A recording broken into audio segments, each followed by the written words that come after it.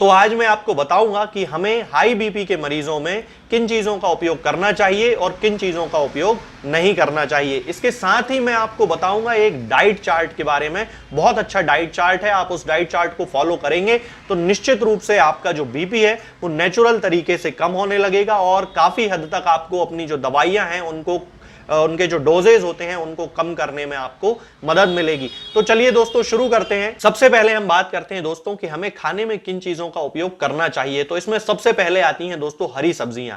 हरी सब्जियां हमारी overall health के लिए बहुत ज्यादा उपयोगी हैं, बहुत ही ज्यादा हेल्प करती हैं हमारी बॉडी को रीजनरेट करने में, हमारी बॉडी से बीमारियों को खत्म करने में। हमें ये एंटीऑक्सीडेंट्स देती हैं और इसके साथ साथ अगर आप दिन भर के तनाव को कम करना चाहते हैं तो हरे पत्तेदार जो सब्जियां होती हैं वो आपकी मदद कर सकती हैं, क्योंकि इनमें पोटेशियम पाया जाता है जो शरीर से सोडियम को बाहर निकालने का काम करता है। और जैसा कि आप सभी लोग बहुत अच्छे से जानते हैं कि जो सोडियम होता है वो हमारी बॉडी में जो ब्लड प्रेशर है उसको हाई कर देता है। इसलिए जो हरी सब्जियां होती हैं वो हमारी बॉडी से सोडियम को बाहर निकालती हैं और उसके कारण हमारा जो बीपी है वो लो होने लगता है, यानी कि अपने नॉर्मल स्तर पर आने लगता है। अब दोस्तों हम अपने खाने में इन हरे पत्तेदार सब्जियों को शामिल कर सकते हैं, जैसे कि अरगुला है, शलजम के पत्ते हैं, गोभी है, मूली के पत्ते, चुकंदर के पत्ते और पालक। इन सब्जियों को यदि हम अपने खाने में शामिल करते हैं तो हमें अपने बीपी को कंट्रोल रखने में बहुत ज्यादा हेल्प मिलती है।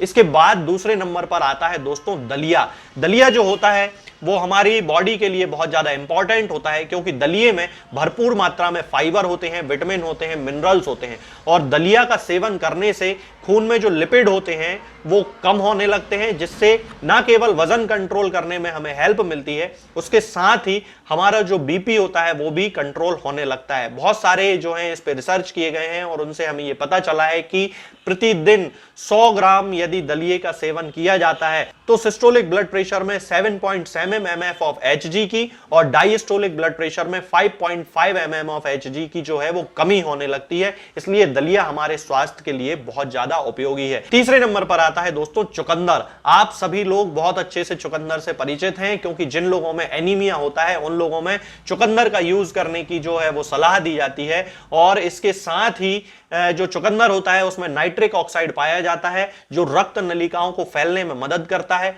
इसीलिए चुकंदर का यदि हम उपयोग करते हैं तो हमारा जो ब्लड प्रेशर है वो कम होने लगता है। इसलिए हमें अपने खाने में ना केवल खून की कमी को पूरी करने के लिए चुकंदर को शामिल करना चाहिए, बल्कि हमें अपने ब्लड प्रेशर को लो करने के लिए भी चुकंदर का उपयोग करना चाहिए। इसके बाद अगली जो चीज है दोस्तों वो है डार्क चॉकलेट्स। सुनने में आपको अजीब लग सकता है, लेकिन डार्क चॉकलेट्स जो होते हैं हमारे ब्लड प्रेशर को काफी हद तक कम करने में बहुत ज्यादा मदद करते हैं, क्योंकि इनके अंदर फ्लेविनॉल्स पाए जाते हैं, जो कि 70-80% डार्क चॉकलेट यदि कोई व्यक्ति खाता है तो उसका जो ब्लड प्रेशर है वो कम होने लगता है, और वो होता है फ्लेविनॉल्स के कारण। फ्लेविनॉल्स का जो असर होता है वो हमारे हाई ब्लड प्रेशर पर पड़ता है। और एक यूनिवर्सिटी है, यूनिवर्सिटी ऑफ एडिलेड, वहां के वैज्ञानिकों ने यह रिसर्च किया है कि 30 से 1000 mg डार्क चॉकलेट खाने से सिस्टोलिक और डायस्टोलिक ब्लड प्रेशर में कमी आती है। इसके बाद अगली जो वस्तु आती है दोस्तों वो है लहसुन, और लहसुन का उपयोग सभी लोग अपने घरों में करते हैं। लहसुन में एलिसिन नाम का एक जो है इसका मेन सब्सटेंस पाया जाता है, जो कि शरीर में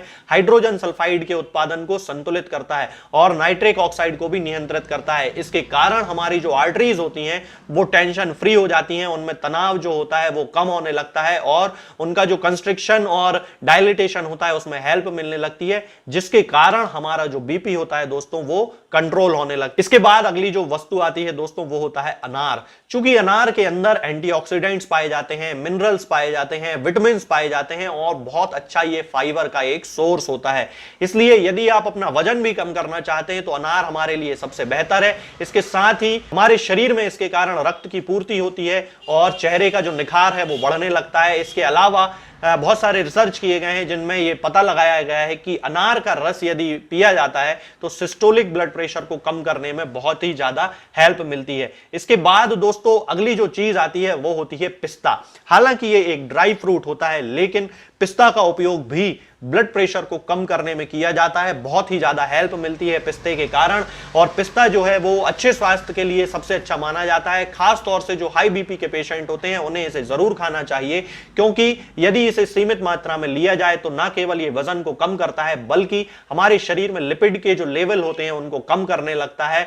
और एक रिसर्च किया गया है अमेरिका में जिसमें यह पता लगाया गया है कि यदि जिन्हें डिसलिपिडीमिया की शिकायत है, यानी कि बहुत ज्यादा जिनकी बॉडी में कोलेस्ट्रॉल है, लिपिड है, तो यदि वो पिस्ता खाते हैं कम वसा युक्त भोजन के साथ साथ, तो उनके जो सिस्टोलिक ब्लड प्रेशर है उसमें 2 से 4 mm ऑफ Hg की कमी देखी जाती है। इसलिए हमें अपने खाने में पिस्ता को जरूर शामिल करना चाहिए। इसके बाद अगला नंबर आता है दोस्तों योगर्ट का, यानी कि दही का।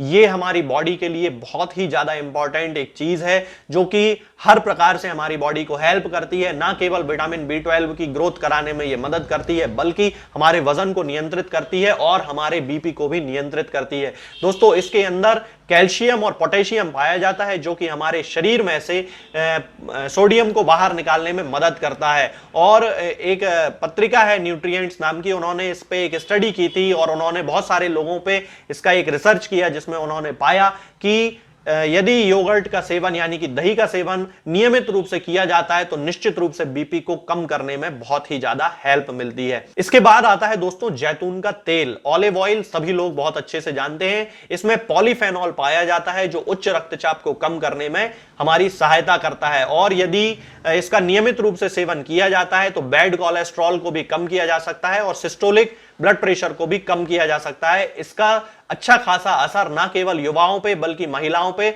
और अधिक उम्र की महिलाओं पे भी देखा जाता है। इसलिए हमें अपने खाने में जैतून के तेल को यानी कि ऑलिव ऑयल को शामिल जरूर करना चाहिए। इसके बाद अगले नंबर पर आते हैं दोस्तों विटामिन सी से युक्त फल। हमारी बॉडी में विटामिन सी की बहुत ज्यादा जरूरत पड़ती है। लगभग सभी प्रोसेस में विटामिन सी बहुत ज्यादा इंपॉर्टेंट होता है। ये ना केवल हमारी बॉडी की इम्यूनिटी को बढ़ाता है बल्कि हमारे वजन को कम करने में भी बहुत ज्यादा हेल्प करता है। दोस्तों अंगूर, संतरा, कीवी, नींबू, मौसमी, ये जितने भी फल होते हैं इनमें विटामिन सी बहुत अच्छी मात्रा में पाया जाता है और वैज्ञानिकों का कहना है कि यदि प्रतिदिन 500 ग्राम विटामिन सी का सेवन किया जाए तो सिस्टोलिक और डायस्टोलिक ब्लड प्रेशर को लगभग 3.8 mm ऑफ Hg और 1.48 mm ऑफ Hg रेस्पेक्टिवली ये कम कर सकता है। इसलिए यदि हम अपने खाने में विटामिन सी का उपयोग करते हैं तो हमें बहुत ही ज्यादा हेल्प दोस्तों अपने बीपी को कंट्रोल करने में मिल सकती है। दोस्तों अब मैं आपको बताता हूं कि हमें हाई बीपी के जो पेशेंट होते हैं उन्हें खाने में क्या नहीं देना चाहिए, और सबसे पहले नंबर पर आता है दोस्तों नमक। हालांकि नमक हमारे शरीर की और दूसरी प्रोसेस के लिए बहुत ज्यादा इंपॉर्टेंट है, लेकिन एक निश्चित मात्रा ही केवल उन पेशेंट्स को देनी चाहिए। जरूरत से ज्यादा नमक उनको कभी नहीं देना चाहिए, बल्कि मैं तो आपको एडवाइस करूंगा कि नमक जितना ज्यादा कम हो सके उतना कम से कम उन्हें देना चाहिए। इसके बाद दोस्तों चिप्स, कैंडी, नमकीन, ड्राई फ्रूट, शराब और जो अल्कोहल वगैरह होते हैं, pastry, pizza, packed food, energy drink, canned food, white bread, packed soup, processed मांस, पैक्ड फूड, पास्ता, चीनी, नूडल्स, ये जितनी भी चीजें होती हैं दोस्तों हाई बीपी के जो पेशेंट होते हैं उन्हें इन सारी चीजों से बचना चाहिए, क्योंकि ये चीजें हमारे शरीर को बहुत ही ज्यादा नुकसान पहुंचाती हैं और हमारे जो बीपी होता है उसको बढ़ा देती हैं। दोस्तों अब मैं आपको बताता हूं एक डाइट चार्ट के बारे में जिसका उपयोग हमें करना चाहिए अपने बीपी को कंट्रोल करने के लिए। तो डाइट चार्ट ये आप लोगों के सामने उपस्थित है दोस्तों। आप देख सकते हैं कि हमें हाई बीपी के लिए जो डाइट प्लान है उसमें सुबह सुबह सबसे पहले भुना हुआ अलसी का बीज या सूरजमुखी का बीज 1 चम्मच लेना चाहिए। चाय हम ले सकते हैं लेकिन उसमें शुगर नहीं होनी चाहिए, वो हम 1 कप ले सकते हैं। इसके अलावा हम बिस्किट में 2 बिस्किट खा सकते हैं, ये हम सुबह जब सो के उठते हैं ब्रश करने के बाद हम यूज कर सकते हैं। इसके बाद यदि हम सुबह के नाश्ते की बात करते हैं तो हमें गाजर या पालक का पराठा इस तरह का हमें यूज करना चाहिए और हमें दही का यूज करना चाहिए। 2 पराठे हम खा सकते हैं और 1 कप दही या 50 ग्राम दही हम बड़ी आसानी से खा सकते हैं, लेकिन दोस्तों दही में नमक बिल्कुल ना मिलाएं। इसके बाद यदि हम नाश्ते के बाद की बात करते हैं तो हम नाश्ते के बाद सेब, केला, अमरूद, संतरा, ग्रीन टी इन चीजों का यूज कर सकते हैं। हम 1 केला, 1 सेब फल या 1 अमरूद या 1 संतरा नाश्ते के बाद खा सकते हैं और 1 कप ग्रीन टी बड़ी आसानी से पी सकते हैं। इसके बाद दोस्तों हम दोपहर के भोजन की बात करते हैं। तो हमें दोपहर के भोजन में सब्जी वाला ब्राउन राइस पुलाव या वेजिटेबल ओट उपमा 1 कटोरी लेना है। खीरा, गाजर, चुकंदर या प्याज का रायता हम 1 कटोरी ले सकते हैं, और सब्जियों का सलाद हम 1 कटोरी सलाद बड़ी आसानी से ले सकते हैं।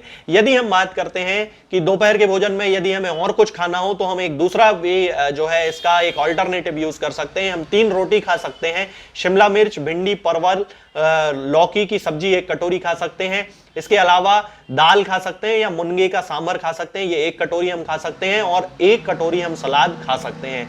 यदि हम दोपहर के भोजन के बाद 10 मिनट पैदल चलते हैं और साथ में 1 कप गर्म नींबू पानी पीते हैं तो हमें बहुत ज्यादा हेल्प भोजन को डाइजेस्ट करने में मिलती है, और इसके साथ ही बीपी को कंट्रोल करने में भी मिलती है। अब यदि हम शाम के नाश्ते की बात करते हैं दोस्तों, तो ग्रीन टी, चाय, कॉफी या चुकंदर का जूस हम ले सकते हैं 1 कप या 1 गिलास। इसके अलावा हम मुरमुरे खा सकते हैं या तरबूज खा सकते हैं 1 कटोरी।